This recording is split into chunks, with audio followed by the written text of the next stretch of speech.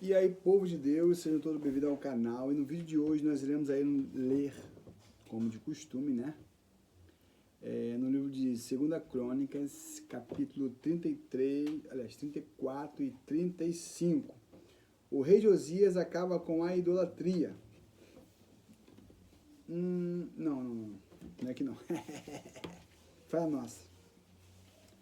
É o capítulo 35 e 36, o 33 e 34 é o vídeo anterior. Acorda, rapaz. A Páscoa é celebrada em Jerusalém.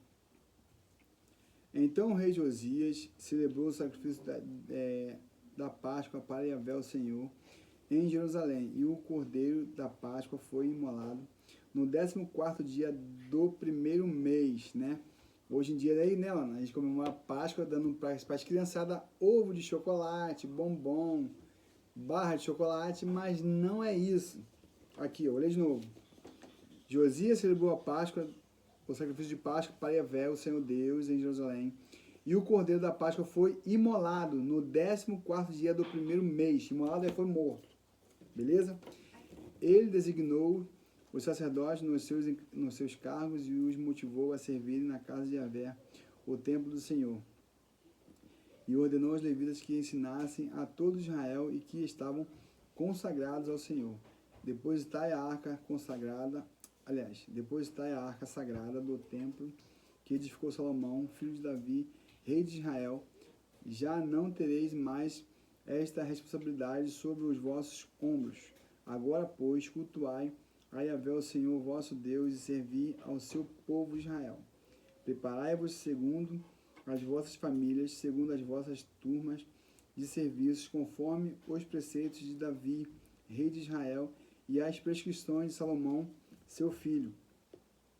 Permanecendo no lugar santo, com um grupo de levitas para cada subdivisão das famílias do povo. Imolai a Páscoa, santificai e ficai à disposição de vossos irmãos, agindo de acordo com a palavra de Yahvé, o Senhor, transmitida por Moisés. E o próprio rei Josias deu ao povo que ali... E o próprio rei Josias deu ao povo que ali estava, reunido um total de 30.000 ovelhas e cabritos para as ofertas da Páscoa, além de 3.000 bois. Tudo foi tirado dos bens pessoais do rei. Seus chefes e oficiais também fizeram ofertas voluntárias ao povo, aos sacerdotes e aos levitas. Ilquias, Zacarias, Jeiel, chefes do templo de Deus, deram aos sacerdotes para o sacrifício da Páscoa 2.600 cordeiros e cabritos e 300 novilhos. Da mesma maneira, Conanias, com seus irmãos Semaías e Natanael, e os líderes dos levitas, Asabias, Jeiel e Josabade, forneceram graciosamente aos levitas 5.000 ovelhas e cabritos e 500 bois. Todo o grande serviço religioso foi organizado e os sacerdotes assumiram de bom grado suas funções com o auxílio dos levitas em seus turnos, tudo conforme o rei orientara.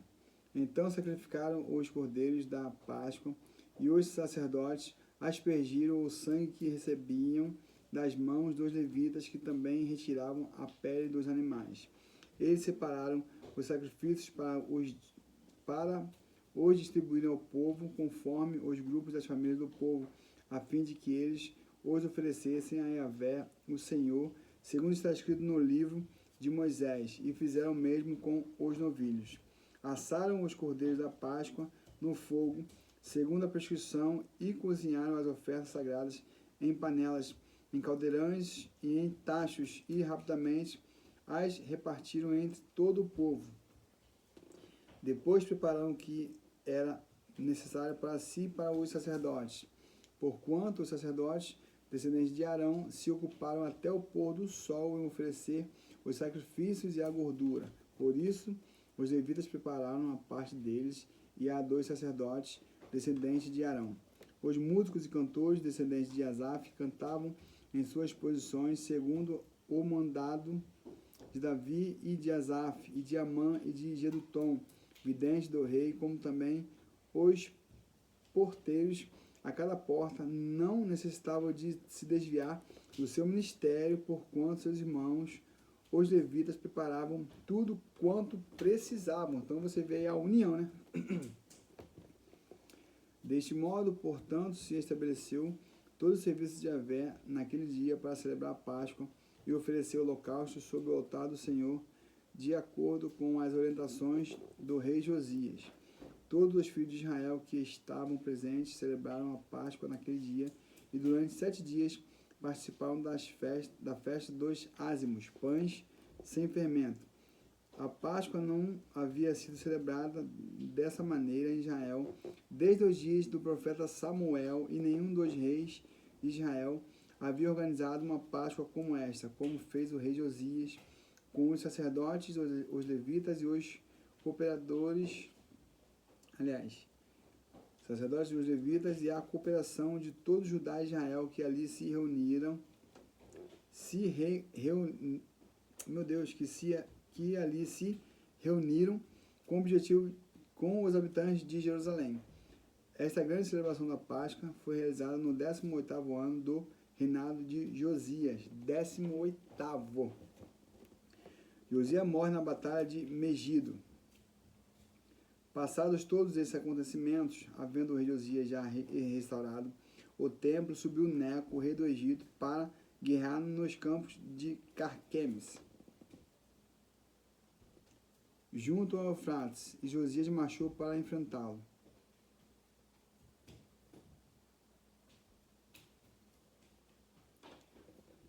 Neco, no entanto, enviou-lhe mensageiros com a seguinte advertência: que tenho eu contigo, rei de Judá? Não interfira nesta batalha, porquanto não vou contra ti no dia de hoje, mas contra aquela que me provocou a guerra, e mandou Deus que me apressasse. Portanto, cuida de não te opores tu a Deus que é comigo, para que ele não te destrua também.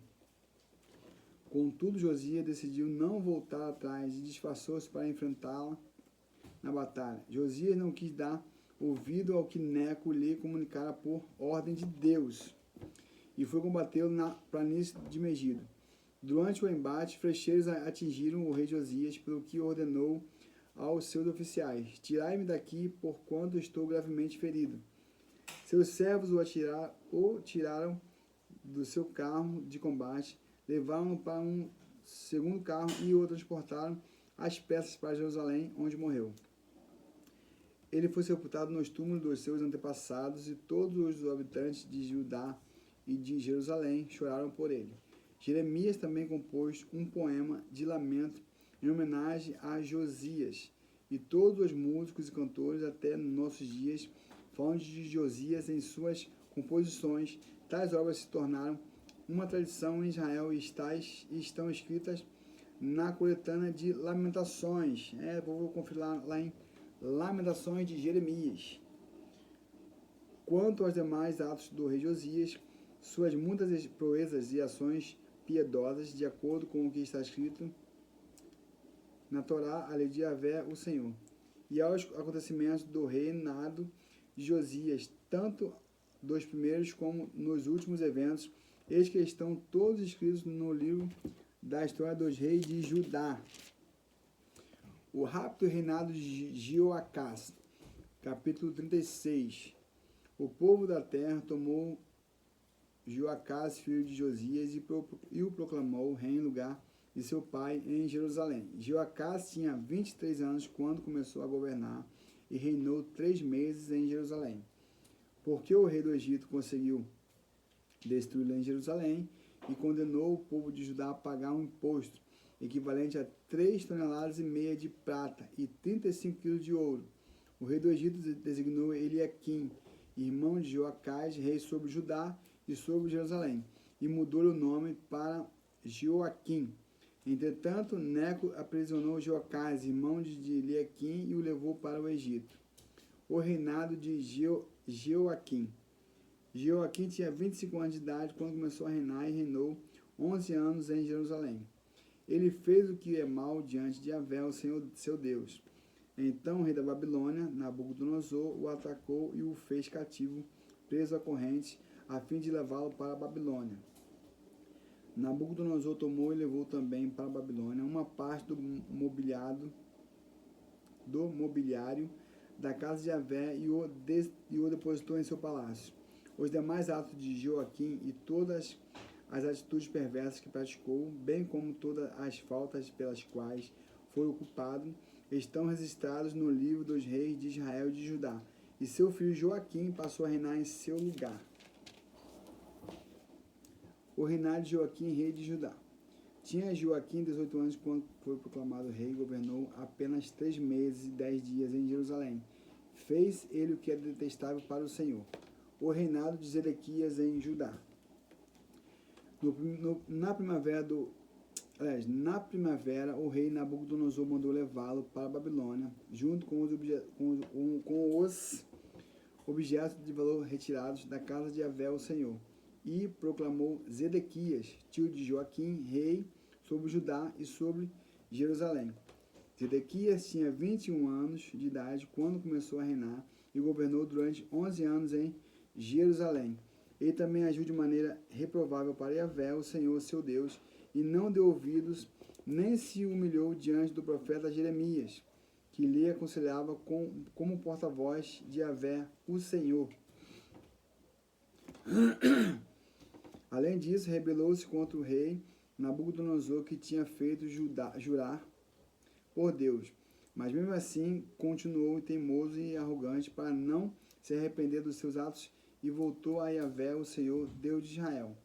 Da mesma maneira, todos os chefes e líderes dos sacerdotes e o povo em geral se tornaram cada vez mais infiéis, imitando todas as práticas detestáveis nas nações pagãs e contaminando a casa de Javé, consagrada por ele em Jerusalém.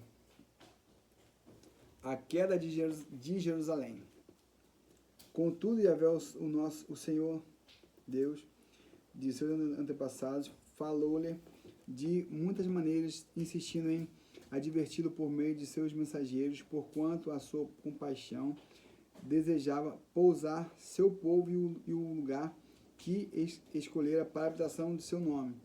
Porém, eles zombaram dos mensageiros de Deus, desprezando suas palavras e advertências, e ridicularizavam seus profetas, até que a ira de Javé, o Senhor, se inflamou contra o seu próprio povo, e já não houve mais remédio. Então o Senhor enviou o rei dos caldeus contra eles, o qual exterminou os seus jovens a espadas no seu santuário, e não teve piedade nem dos meninos, nem das moças, nem dos adultos, nem dos mais velhos, e avançando em idade. Deus entregou todos de seu povo nas mãos do rei Nabucodonosor. Este levou para a Babilônia todos os utensílios da casa de Javé, o templo de Deus, tanto os pequenos como os grandes objetos, com todos os tesouros do templo do Senhor, inclusive os que pertenciam ao rei e a seus oficiais. Também incendiaram o templo de Deus, derrubaram os muros de Jerusalém, queimaram todos os seus palácios e destruíram todos os seus objetos de valor que haviam neles. Nabucodonosor levou para o exílio da Babilônia todos aqueles que sobreviveram à espada de seu exército, a fim de lhe servirem e a seus descendentes, como escravos até os tempos do Império Persa. Tudo isso em cumprimento à palavra de Javé, o Senhor, profetizado pela boca de Jeremias. A terra desfrutou dos seus descansos sabáticos. Repousou durante o tempo de sua desolação, até que os 70 anos se completassem. Ciro decreta a liberdade de Israel. Contudo, no primeiro ano do reinado de Ciro, rei da Pérsia, para que se cumprisse a palavra de Javé, o Senhor, anunciada por Jeremias, o Senhor moveu o coração de Ciro, rei da Pérsia, para que fizesse uma proclamação por escrito de